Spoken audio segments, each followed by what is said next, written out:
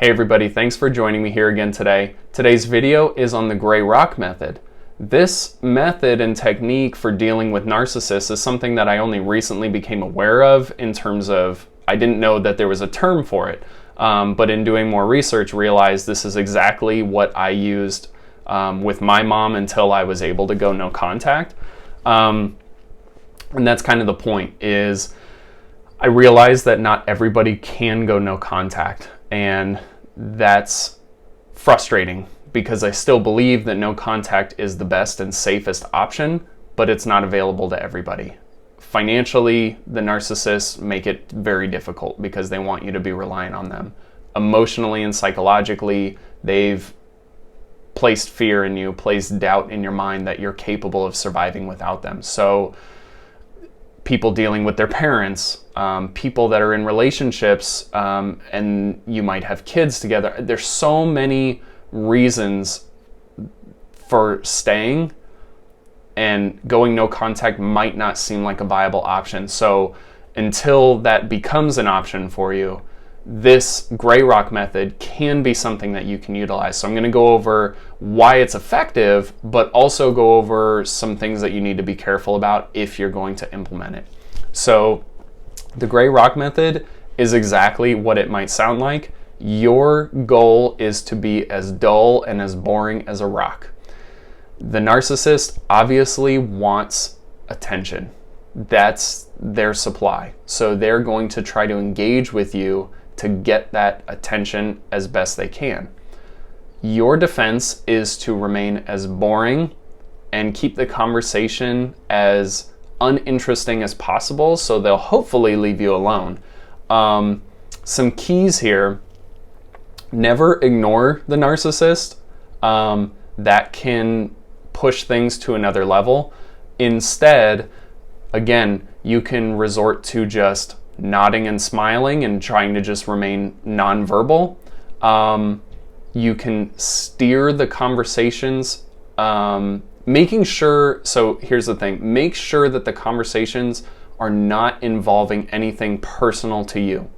Keep the conversations very surface level. Do not give the narcissist any additional ammunition. They don't need to know what's going on in your personal life, because the minute that they know something like that, they're going to use it to try to bait you and get you into a conversation where you are going to get heated, because you're going to have an opinion and you're going to have thoughts to share, and that's all they want. They just want to get a rise out of you. They don't care whether you're right or not. They just want to have that interaction. So remain emotionless. Additionally, if you're just going to be refraining from talking about your personal life, stick to the facts. And no matter how hard it is, if they're going to resort to blaming, and like, let's say something comes up from the past, which you should try to avoid, just accept the blame for it in order to diffuse the conversation.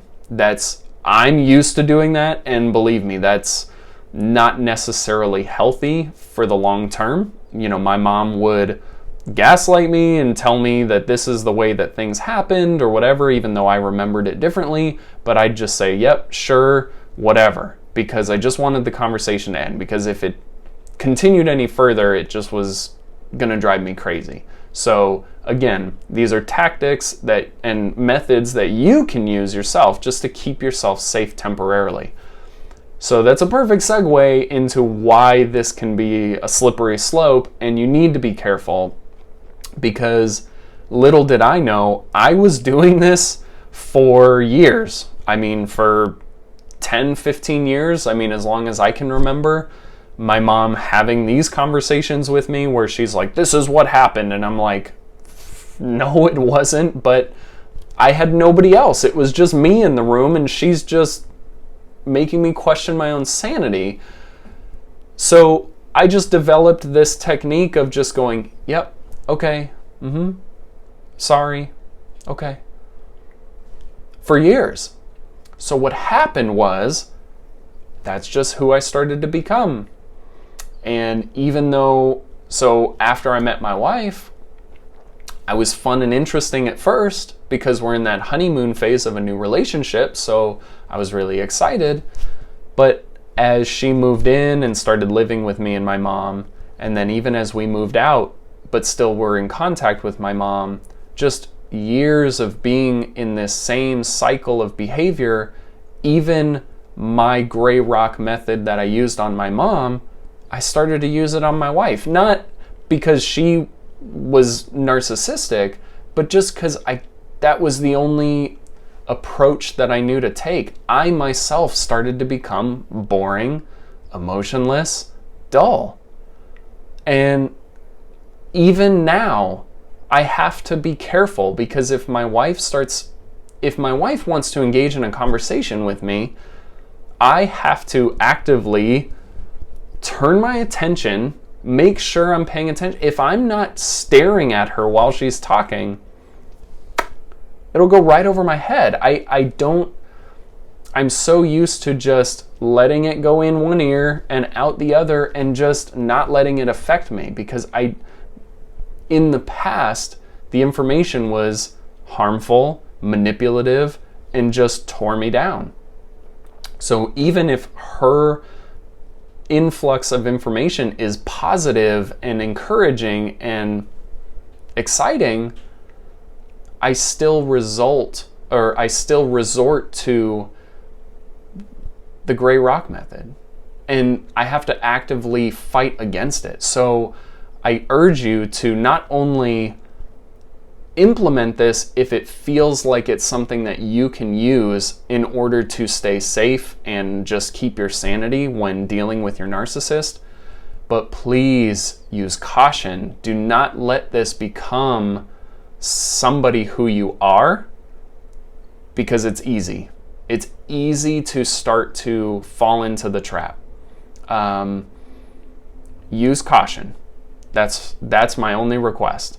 So what I'll do is I'm going to leave a link for, the resource that I used when I was researching this. I'll leave a link in the description so you can look it up for yourself, see what some people have to say, do some of your own research, make sure that you're getting the best advice that you can in addition to this video. Hopefully this was helpful. If you enjoyed it, please leave a like. Consider subscribing if you want to stay up to date with all my content. And if you'd like to leave a comment down below, I'd always appreciate, to know what you guys are going through and if I can help in any way. Thank you so much for being here with me today, and I look forward to seeing you in the next one.